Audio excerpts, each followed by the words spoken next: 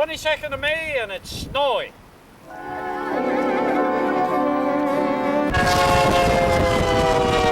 This is really Saskatoon country. Muhammad Ali. He's got a heart made of yellow barley straw.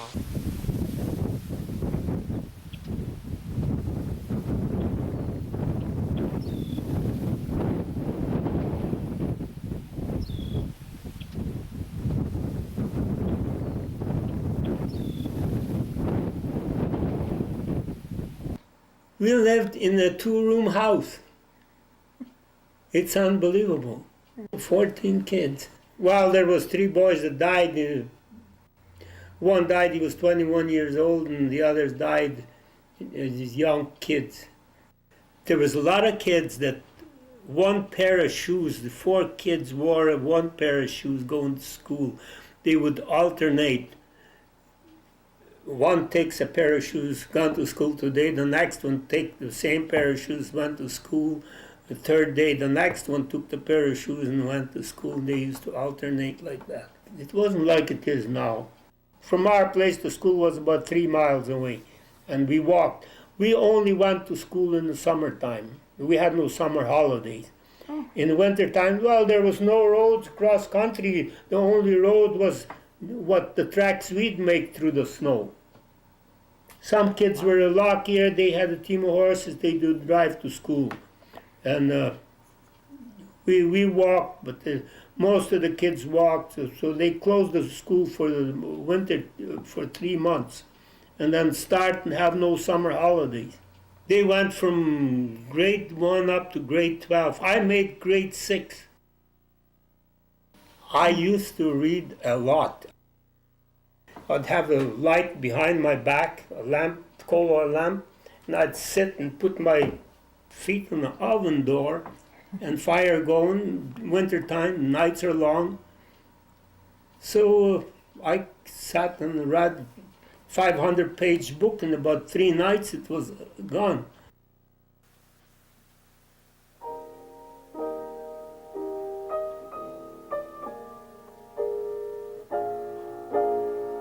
We gotta sell the best that we can get. We gotta sell the best we can get. So we've got like the Romano Lupas from Italy. So we got the Parmigiano Reggianos from Reggio Emilia. We got all this stuff. We gotta do that. You know, there's all these stores out there that've got great product and they're competitive. So you know, you gotta bring in the good stuff. You know, you want to see something on my shelf that's Parmesan cheese and it's got some name in there that everybody knows. I can't bring that in because I don't want it. I won't eat that. If I can't eat it, forget it, man. If I can't eat it, people ask me, how is this? Is this good? I'm thinking, on my shelf, because I can't tell them a lie if it's bad, right? If it's bad, it's bad. Salami, prosciutto ham. Here, if you want to look up there, you see mortadellas, you see provolone, sette fette, you see Genoa salami. The holes in the pan, that's for chestnuts, roasted chestnuts. Reggiano Parmigiano, I got wheels in there, heads of cheeses and that. Oh, Frankie, my dad Frank and my mom Gina, oh, they're very good.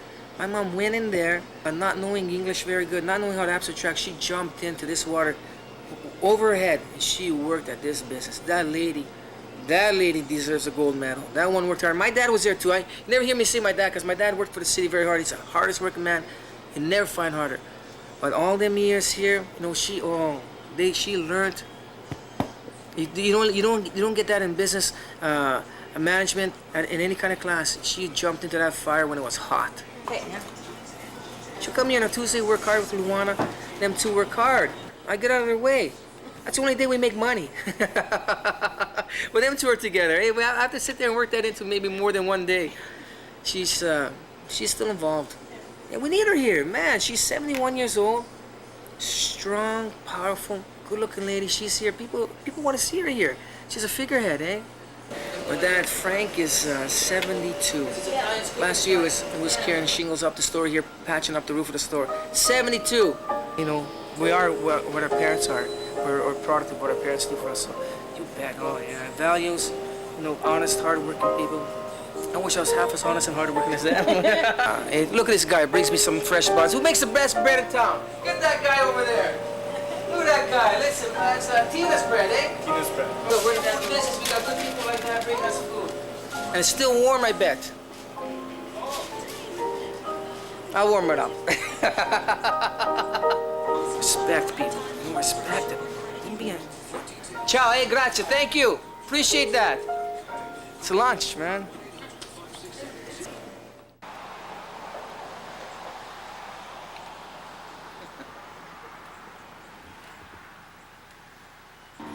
I'm John, I'm Dave. and we're the hardware guys.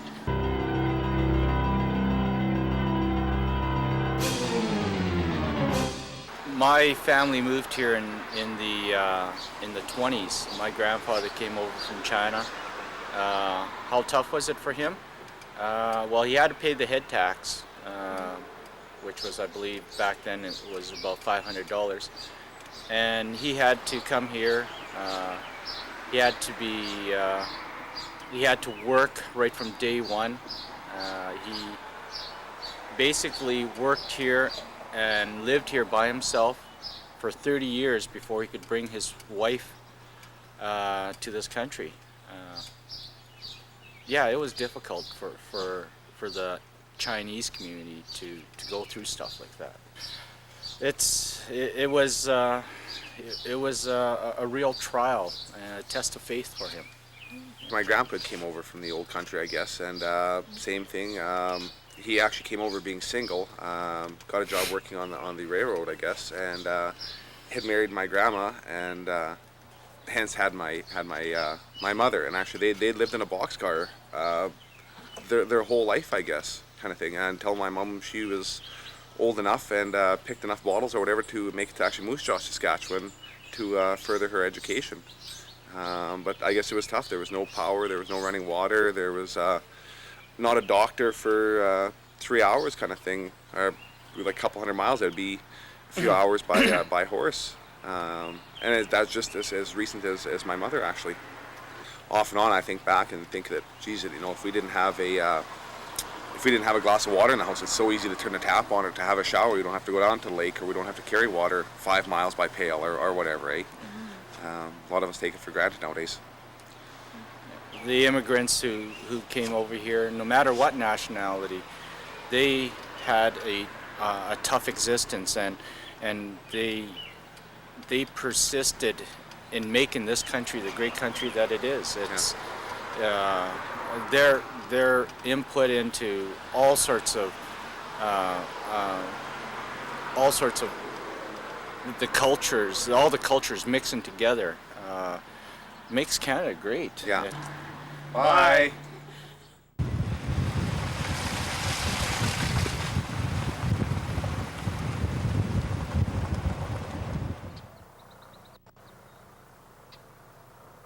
A couple of trucks came by here just 3-4 minutes ago. No hearses today, though. You want to be careful though on this road. You never know if somebody come over that hill. You're not expecting it. Reporting from the grid road north of Webb. That'll be the traffic for today.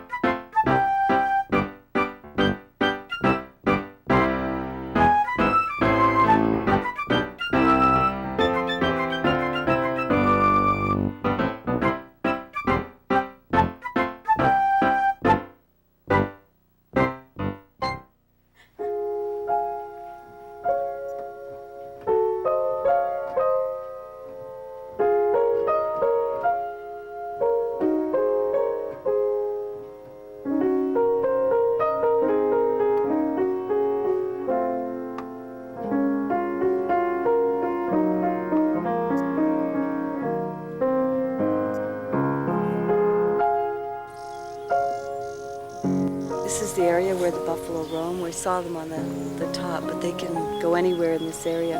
And they do, they'll move, they'll be there at, in the morning perhaps, and by afternoon they're in the farthest part.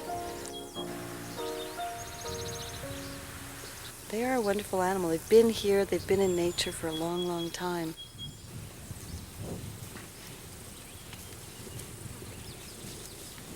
This coulee is basically untouched. You know, it is as it was. This is an area where they would have been naturally, so it's really a privilege for us to be able to have them back here again. Really, I think it's quite an honor. Lots and lots of Saskatoon bushes, hazelnut bushes, there's chokecherries. There's most of what is native to southern Saskatchewan is in this area. One that we had discovered that I didn't know about that I thought was just so cool was it's called a ground plum. It's actually a small plant that grows and it grows close to the ground and it gets some plums on it. And if cattle and horses were grazing on this area, that plant would become extinct from this area. But with the buffalo, it is able to swallow those plants, and it scarifies the seeds so that it can, once it drops out, can regrow again. And so since we've put the buffalo on this land, there's a lot of plants that are doing much better, you know, so it's actually helping the land as well as the buffalo.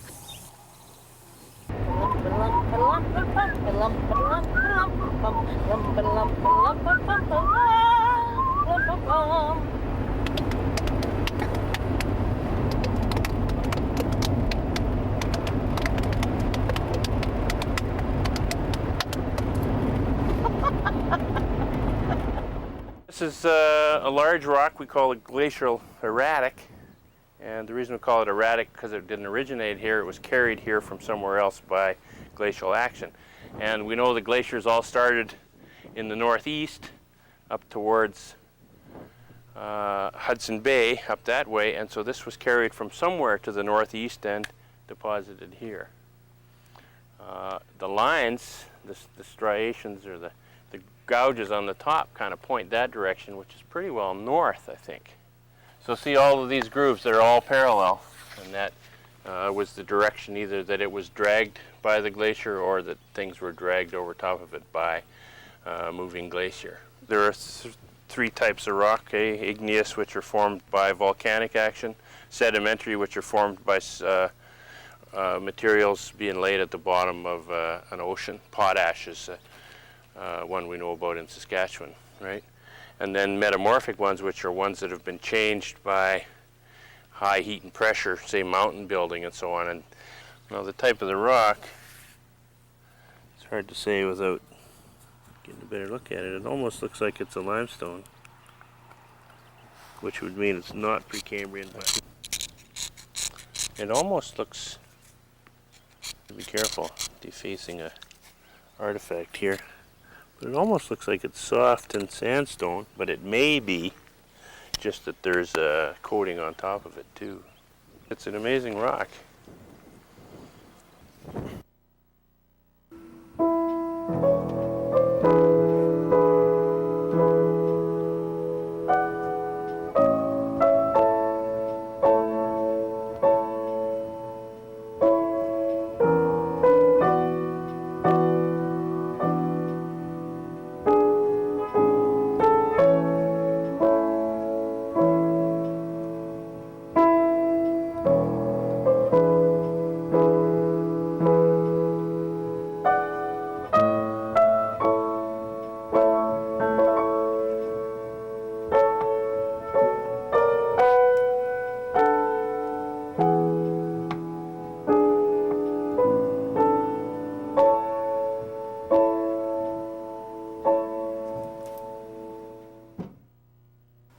Farming them days was different.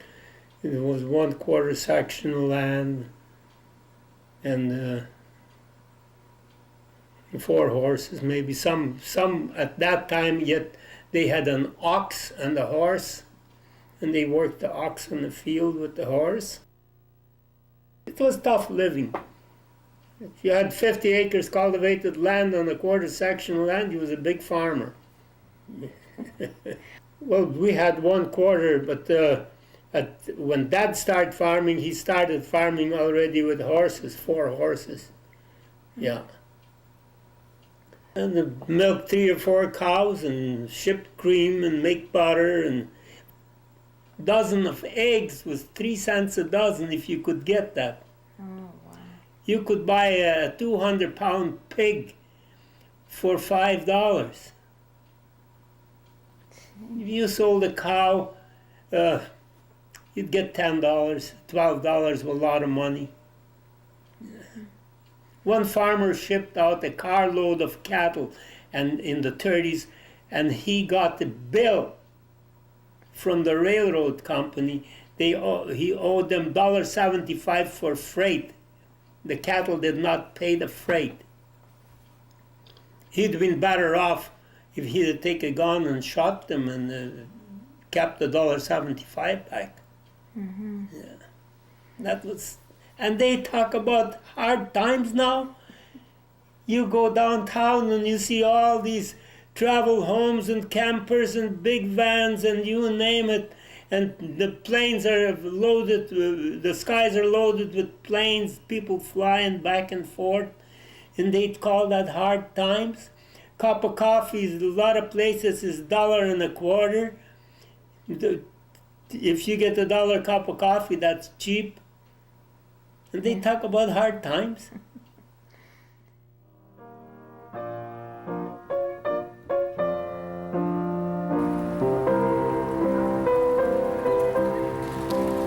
Sort of crisp this morning. It's sunny out today, which is good.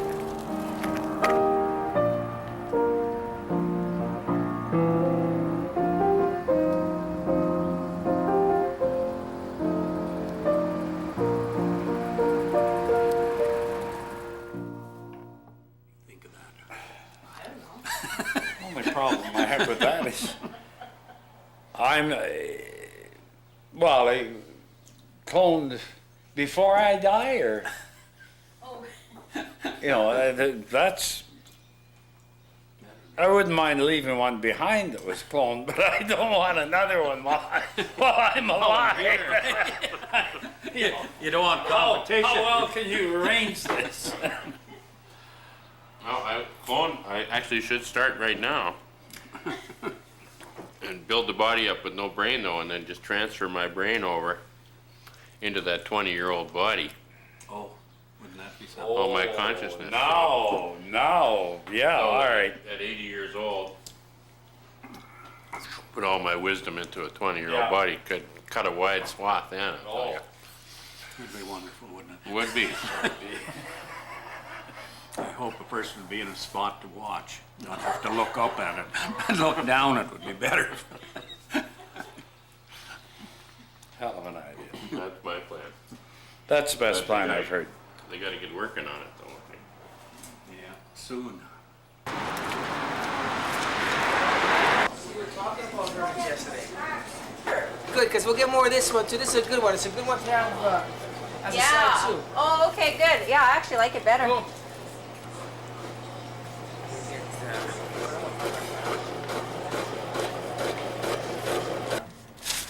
You want to try this meat? I just had some. Nice. Which kind of meat did you Appearance? get? I got a different kind too. Oh, okay. Can I try some? Yeah. I don't know what it is. I said, give me something different. Capicola. Nice meat, eh? This looks like queso. I don't know what she said it is. Michelle, do you want to try one? Yeah, I'll try one of those. Not that one. Thank you. I'm going to finger it all up. Yeah. I love pasta. I'd eat pasta every damn day. Like, really, when I look at my intake, 90% is carbohydrates. Really? Yep. You should weigh 5,000 pounds, Karen. I know, that's bad. The carbohydrates. That is bad. That's why you got the rabbit action going on. Oh my god. You have to edit that out. Bad. Evil. If it's a sedimentary rock, you'd be able to find fossils in it, and then by dating those fossils, they'd know at what time in the Earth's history it was deposited, and so on. Clay turns into shale, sand turns into sandstone, the bodies of prehistoric creatures forms into limestone. Oh, it had to have come from the north. Yeah. because it's definitely glacial, and it was definitely formed somewhere else and carried here. That's how it was rounded and so on. If there isn't any action, sort of some kind happening, rock doesn't form in big chunks like this. It forms in layers, eh? And so if this was sedimentary, then it was laid down at the bottom of a prehistoric ocean years and years, and millions of years ago, hundreds of millions of years ago probably, and in a bed, and then movement of the rocks and so on pushed chunks up, and this chunk was pushed up and then knocked off and carried here by the glacier, and probably rolled, and that's why it's rounded and so on. Rock is eroded and exposed and carried away and made into more rock. Most rocks are more than half oxygen, which most people don't know. They're slowly breaking this guy down to dirt. Not to mention that these cracks, like water will get in the cracks in the fall, freeze, and water expands when it freezes, and it'll tend to crack the rock. So, and then plants eventually, maybe get a little dirt in there, and a plant root will grow, and then plant roots will go down and they'll expand and crack rocks too. So there's all this, nature's working, building them up, knocking them down over and over again. Sure as hell somebody will be writing you letters, Donna, saying, well, that idiot doesn't know what he's talking about.